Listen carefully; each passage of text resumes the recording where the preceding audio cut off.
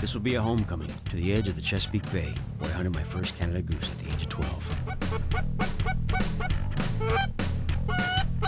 I'll be hunting with Mally Vujanik, master decoy carver and waterfowl caller. Get ready, get ready. Go ahead, kill that bird. I live and work as an actor in the concrete jungle, but I am alive when I am hunting. My name is Tim Abel, and I'm on a mission. I'm going to hunt with the most seasoned hunters in the world. So come along with me and learn from the best, and you too can become the ultimate hunter.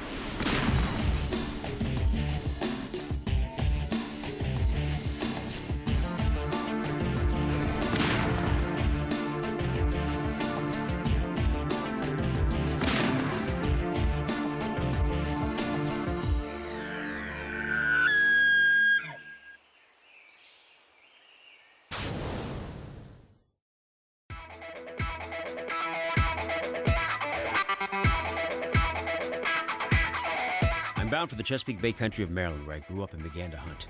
My goal now is to learn all I can about geese and puddle ducks. And the very best place for that would be near Chestertown, along the Chester River.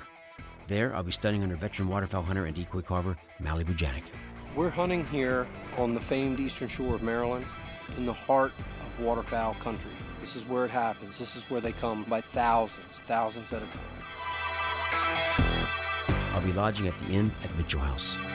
I guess our claim to fame is the War of 1812, the Battle of Cox Field here, and Peter Parker, a British officer, was brought back here, had to be buried in England, so they pickled him in a barrel of rum and sent him back to England.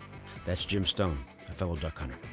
He and wife Tracy have owned this classic 18th century manor house for 20 years. It's a top 10 historic inn, and Jim and Tracy cater to guests year-round. The comfortable lodging includes a great country breakfast. A wonderful southern saying about being as excited as a blind dog in a meat house. Let's just say I was experiencing something close to that as I got ready to hunt. And of all the things I'm packing for this hunt, I can't forget my Black Cloud ammo. I think we're ready to go. Let's go. He put me right to work, which I thought was the coolest thing. To get out there and helping him put up his decoys, helping him with whatever he needs help with. And you know what? We just kind of meshed right away. There'll be a time when these birds, when we see them, we'll say that's the birds we're looking for, what we call the homeboys. Right. That's the group of birds that have been using this spot. Part of the process of learning, for me, is having a very passionate teacher, somebody who loves what they do and is very impassioned by what they do. And in doing so, they want to share with you their knowledge about what they do. The birds that were here all day yesterday and left, they're coming back. So when we see them, it's no mistaken. You know they're coming in. Right. There's a lot of times we jump up and we start calling these ducks and they just don't even pay attention. They go, they know where they're going. Right. They're going to a spot that they were at the day before. Right. And that's the bird we're looking for that knows where they're going, and that's to here. So we like to call them the homeboys. That's oak leaf. Did you see it? Yep. Did you see how he turned a little bit? That was a semi-oak leaf. Sometimes they'll almost flip completely over. You know, you can share these experiences that I've had, waterfowl hunting, share the technique, setting decoys, blowing the duck call, what notes to call, when to hunt, when not to hunt. You can share that with just about anybody, but sharing it with someone that is going to actually take that knowledge and use it is few and far between.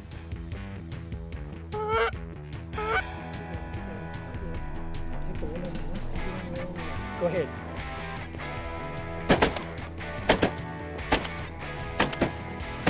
And don't come back. That's what's difficult, is missing and trying to figure out in my brain, why did I miss? Did I shoot behind because he was moving too fast? And I think I put not enough lead on it.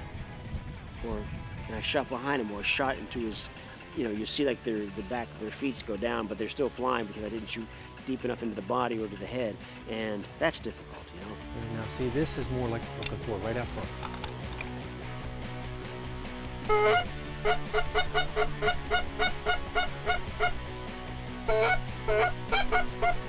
Hang on, possibly.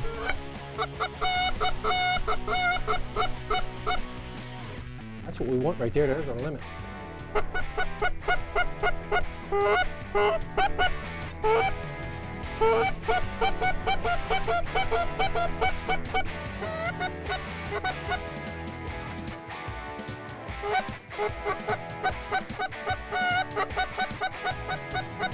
ready, not yet, get ready. Get ready. Go ahead, kill him. Nice shot! He's down. He's not going anywhere. Sweet. Hey. Hey, good shooting. Thank you. Sweet. Very great. When they're coming in at that angle, it can be very deceiving. How many times for a split second did you think, oh, come on, Manly, call a shot? You know, I kept waiting. they seem so close. Yeah. But he was still out there 50, 60, 70 yards. He was just floating in, yeah. Yeah. That's probably a report guy coming into this pond. So I Right. think we're going to get some more shooting. Let me go get that bird real quick. Yeah, I'll go get it. Okay, you want to go get him? Go ahead. My first bird to go get. This is a completely different colony of birds. See those birds out front over top of the river going to those guys? Yep. Now they're shooting and the geese are so loud we can hardly hear them. This is a type of situation where you just got to sit and wait and look at the ones that are going to come in on their own without being called to, you know? Because you notice when we saw that when we saw that bird, Tim, he was on that water and he came up. You know how low he was coming over the trees, and then he dropped right into us. Yep. That's the birds we're looking for. The birds that we're looking for are still out there on that water. They haven't moved yet. This is a completely different string of birds. Come on, come on, come on, come on. Cut this way. Come on.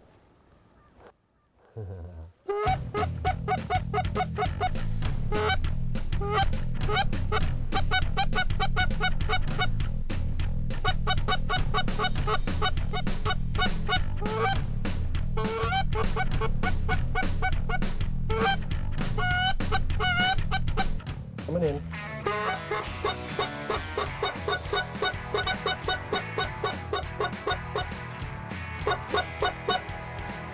I might have to kill him if he comes on my side, but get ready, get ready. Go ahead, kill that bird. Nice shot. That one's not going anywhere. You're shooting as good as you're acting. Hey, you haven't seen my movies, have you? Saw you on CSI. That was pretty. Oh, that was great. That bird was completely on the fence. He wasn't sure if he wanted to go to that creek or here. And did you hear how I upped the call a little bit, got a little aggressive? Pulled him back in. It talked him into it. I was probably most impressed with his shooting skills. The birds that he pointed at went down, and that means a lot. As someone who spent, you know, a good part of my life as a professional guide, taking people waterfowling, I've seen a lot of people that didn't know what to do with a gun. Tim could really pull the trigger on that gun, and I gotta give him the credit on that. Pretty bird. Down the hole with us? Sure. Bring him on in. The action shifts from geese to puddle ducks as my federal experience continues.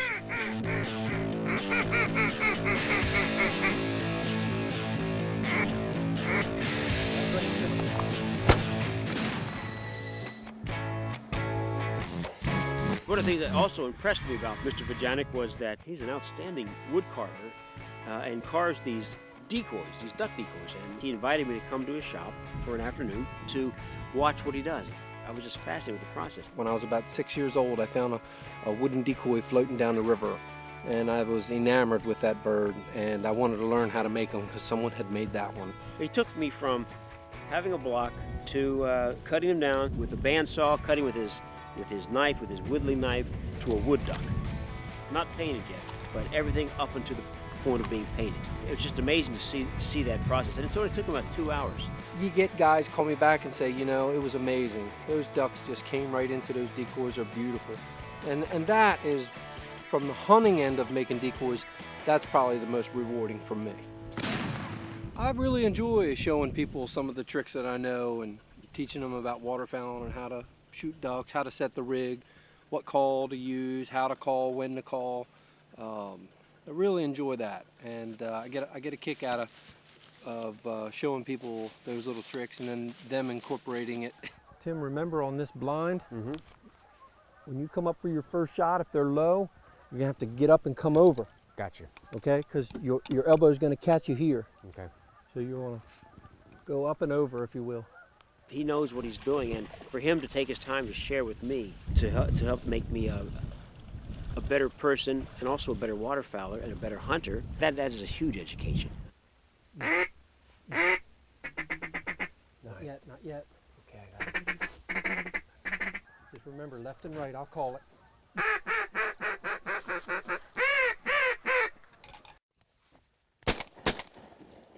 Good shooting. Thank you. That's not bad for a Hollywood actor. Oof. Did you get yours? No, I didn't. I didn't. No, she was out a little bit. I was pretty much backing up this shot with you. My pup here, Denver, she's part of the family. She's a great retriever, as you can see at some of the retrieves, and she's just a best friend. And it's really rewarding having a good dog like this that can save you the work, and it's not work to her at all.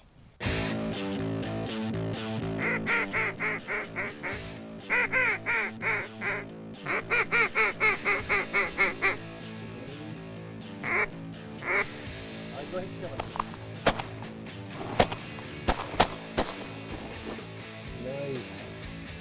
Whew. Nice shot. Thank you.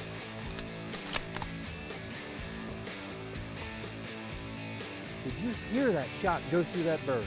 What was really cool about these black cloud shells from Federal Ammunition, when you shoot, you can see the wad coming out. It's really cool. It's unlike anything I've ever seen. And I'm very impressed with the load. It's a great load.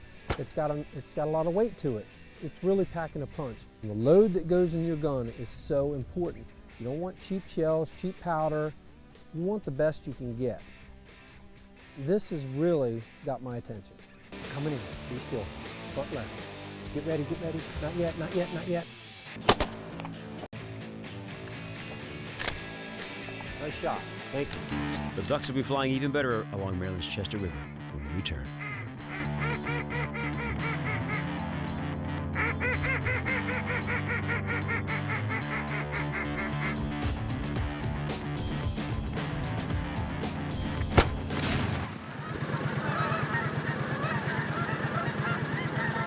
Time to go hunt.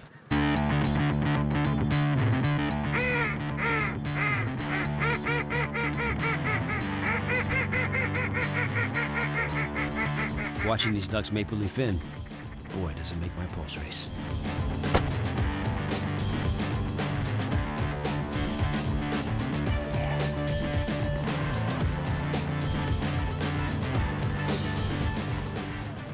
Having a person that's still very passionate what they do, and I tell you what, when those ducks come in and he starts talking to them, it's like that is a huge education. The art of duck calling, it's amazing. You know, you kind of think, well, they just blow this thing, and you know, you just puff your cheeks up and blow. But that's not what you do. And these things they just kind of cock their head and they start to come in.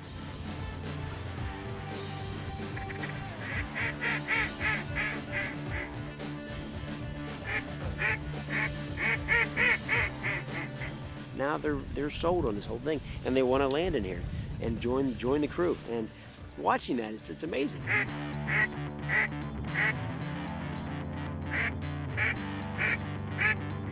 Go ahead, kill him.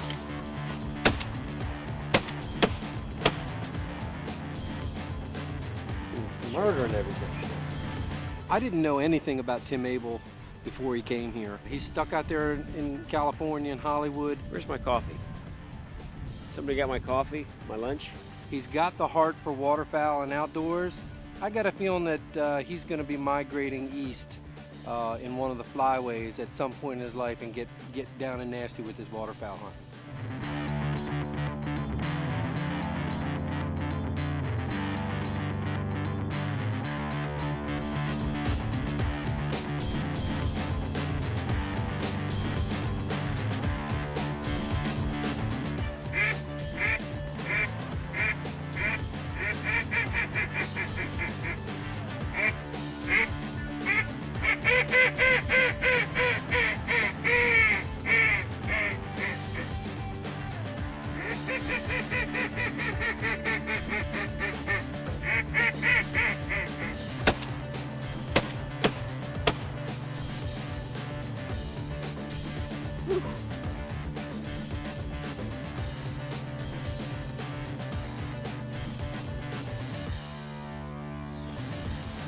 coming, he's coming.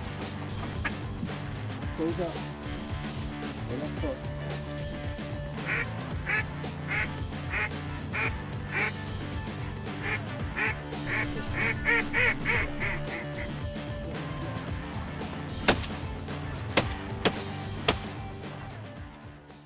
One of the reasons that I came on board to do this show, aside from loving to hunt, is a person's life at the end of their day is the sum total of everything that they've done and everything they've learned. Everything in a process of learning about this life that we're in, this great gift that we have that we're given from the almighty guy upstairs. It's just about being out here working with the dog, working in this environment, how to be a better person, how to be a caring person, how to be a giving person, how to be something more than what we started off, as a kid.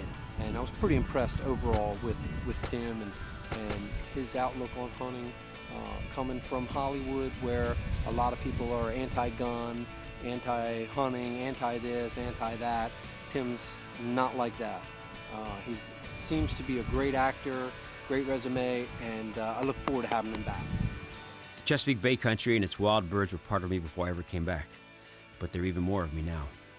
As author and hunter Chris Dorsey's written, the blood of the modern waterfowler courses with heritage, for we are ultimately the culmination of the people and events that have shaped the sport we know today. There's no better place to learn that lesson than along the Chester River with a teacher like Mally Bojanic.